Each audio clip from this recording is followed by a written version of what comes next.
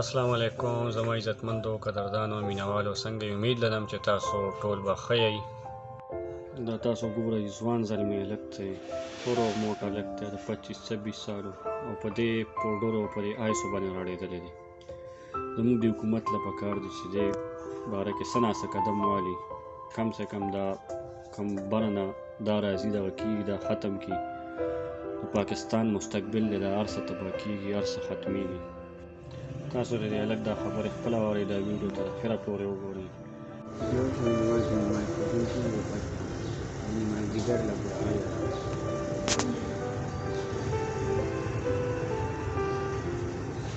آئس او پاؤډرز کې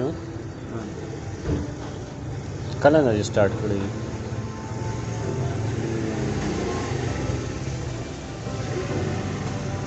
او سعودیا کې تاسو څومره وخت تېر کړی دی؟ 3 کاله.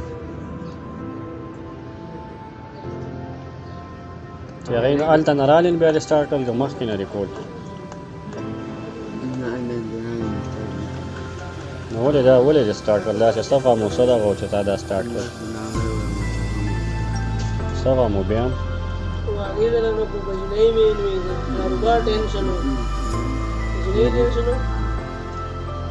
خپلو کې څوک وه که پردو کې وه؟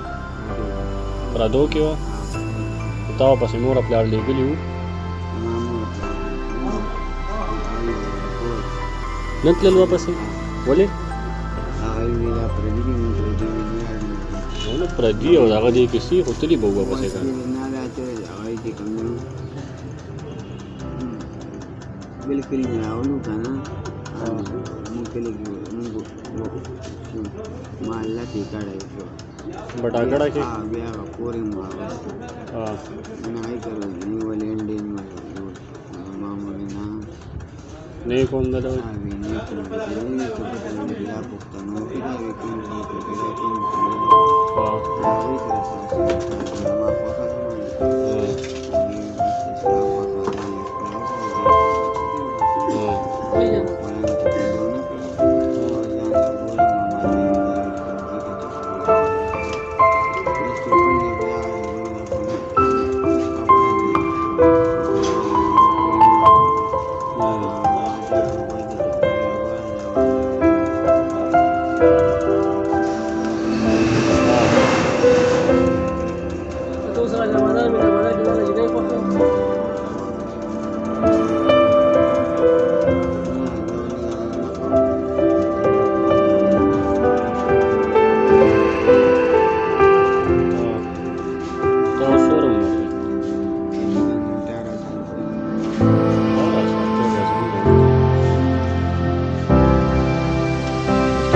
بیا ته چې تللی شوم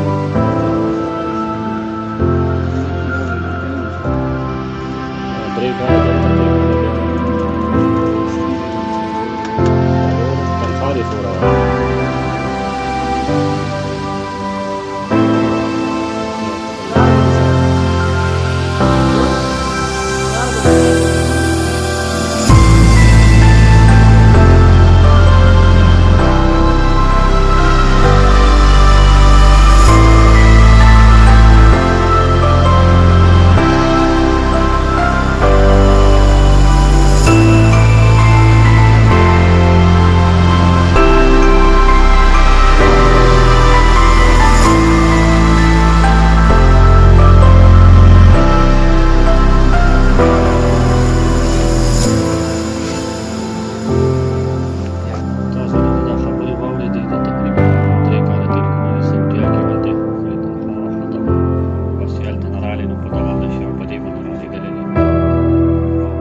پلار یې نشته، پلار یې وفات شوی دی، نه یې مشر کور کې څوک شته، دا ټول مشرې دی او ډېر بد حال دی.